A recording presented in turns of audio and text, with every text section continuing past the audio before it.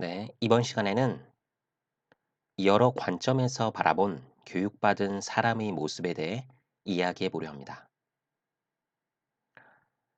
지난 시간에 우리는 교육적 인간상에 대해 이야기해 봤습니다. 이는 교육에서 추구하는 이상적인 인간상이었고요. 그것은 보통 추상적인 수준에서 언급된답니다. 그럼 구체적으로 교육받은 사람의 특징은 어떠한지 이번 시간에 살펴볼 건데요. 이 또한 어느 관점에서 보는지에 따라 달라질 수 있겠죠. 그래서 먼저 개인을 강조하는 관점과 사회를 강조하는 관점에서 알아보기로 하겠습니다.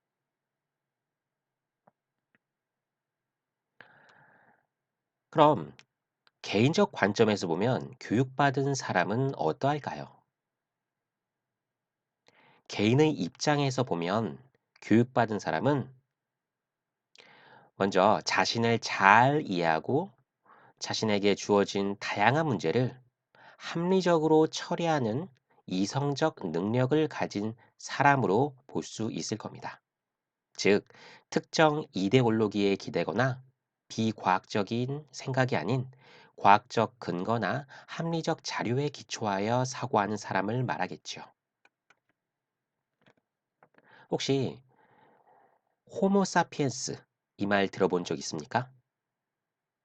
호모는 흙이나 먼지를 뜻하는 라틴어 후무스에서 파생된 말로 인간을 뜻하며 사피엔스는 생각하는 이라는 의미랍니다. 즉, 여기 호모 사피엔스는 생각할 줄 아는 그런 사람으로 해석됩니다. 그래서 다른 동물에 비해 인간의 본질은 이성적인 사고를 한다는 것이죠. 따라서 호모 사피엔스는 그러한 이성적 인간상을 나타낸다라고 볼 수 있습니다. 그리고 나는 생각한다. 그러므로 나는 존재한다. 아마 어디선가 들어봤을 것 같은데요. 이는 프랑스의 철학자 데카르트가 한 말이랍니다. 그러므로 인간은 생각하는 존재이며 진리를 찾아 사유할 줄 아는 주체적이고 합리적인 존재다. 라는 것을 의미한다는 것이죠. 자, 그래서 이렇게 개인적 관점에서 교육받은 사람의 특징을 살펴봤습니다. 자, 다음 사회적 관점에서 보면 교육받은 사람은 개인의 욕구나 관심보다 사회의 공익에 우선하여 일을 처리하고 타인을 배려하는 사람, 이런 사람들을 의미합니다. 당연히 개인의 욕망이나 이익을 너무 앞세우면 우리가 사는 사회는 경쟁적이 되어 불행하게 되겠죠. 그래서 구성원 모두가 서로 존중하고 배려하는 그런 공동체의 모습이 우리가 추구해야 해야 될 사회화이겠죠. 그리고 우리가 여기서 알아야 될 부분이 개인과 사회를 별개로 분리해서 바라보는 것이 아니라 통합적으로 바라봐야 한다는 것입니다. 그 이유는 개인의 이성적 능력이 없으면 당연히 사회의 공동체 성립이 어려울 것이고요. 사회 공동의 가치로 조정되어야지 않는 그런 개인의 욕구가 있다면 이것 또한 문제가 발생되기 때문입니다. 자, 그래서 교육받은 사람의 특징을 이성의 자유를 발휘하고 사회 공동체의 가치를 추구하는 사람이라고 정리할 수도 있겠습니다. 그렇다면, 네. 다음으로 학교 교육의 관점에서 교육받은 사람의 특징은 어떠한지 살펴보도록 하겠습니다. 이것은 한국 교육학회에서 제시하는 겁니다. 먼저, 합리적인 인간입니다. 이 합리라는 말, 여러분도 잘 알고 있을 겁니다. 합리성이라는 것은 이치나 논리에 합당한 성질을 의미합니다. 그래서 이 합리성은 우리 인간만이 가지고 있는 특징이랍니다. 그래서 우리는 늘 근거가 무엇인지 찾아보고 그리고 이것이 타당한지 그렇지 않은지를 살펴보곤 하죠. 그래서 인간은 지식을 습득하고 자신의 삶에 대해 생각하면서 산다는 것이죠. 자, 그래서 고대 그리스 철학자 아리스토텔레스는 네, 이성이 인간의 고유한 기능이라고 그렇게 주장하였답니다.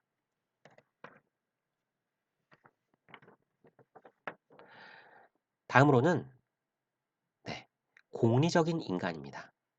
공리라는 말, 이 말은 공공의 이익이라는 말입니다. 이는 18에서 19세기 영국의 공리주의자들의 주장에서 비롯된 것입니다. 그리고 공리주의의 대표학자 누굽니까? 그렇죠. 벤담. 벤담을 들 수 있고요. 그들은 교육을 받으면 더 행복해질 수 있다고 주장하였으며 교육을 통해서만 최대 다수의 최대 행복이 실현될 수 있다고 하였답니다. 또한 벤담은 모든 사람이 자신의 행복만을 추구해서는 안 되고 또 개인의 행복은 다른 사람들의 행복과 조화를 이루어야 한다고 하며 모든 사람이 최대한으로 행복을 누리는 것이 중요하다고 보았답니다. 따라서 교육은 개인을 행복하게 하고 더 나아가 다른 사람들의 행복에 도움을 줄 수 있는 능력을 길러준다 라고 정리할 수 있겠네요. 다음으로 살펴볼 것은 바로 문제를 해결하는 인간, 이러한 특성입니다. 우리는 늘 의문을 가지고 문제를 해결해 나가는 그런 과정을 겪죠. 그리고 이러한 능력은 교육을 통해서 기를 수 있답니다. 여기에서 우리는 미국의 대표적인 교육학자인 듀이의 주장을 들어보도록 하겠습니다. 그는 인간이 의문을 가지고 문제를 해결해 나가는 과정을 반성적 사고라고 보았습니다. 듀이는 이 과정을 다음과 같이 이렇게 설명하였답니다. 의문이 나는 상황에 직면하면 다음과 같은 과정을 통해 사고한다는 것입니다. 먼저, 가능한 해결책이라고 생각하는 것을 제안합니다. 그 후, 직접 경험하여 느꼈던 어려움을 해결해야 할 문제로 그렇게 간주합니다. 그래서 어려움을 문제로 이렇게 인식하고 난 다음에는 사실적인 자료를 수집한답니다. 그리고 이 과정에서 관찰과 작용을 주도할 수 있는 유력한 관념적 사실이나 가설 등을 하나씩 제안으로 이용합니다. 그래서 여기에서 이용한 관념이나 가설들을 정리하고 마음속으로 가다듬고 마지막으로 공개적인 거나 상상적인 어떤 행위를 통해서 가설을 검증하는 과정을 거치게 되면 문제는 해결된다는 것이죠. 이것이 바로 듀이의 반성적 사고의 과정이랍니다. 그래서 듀이의 입장에서 보면 교육을 받은 사람은 탐구 방법의 학습을 통해 반성적 사고 능력을 기른 사람이다라고 할 수 있겠네요.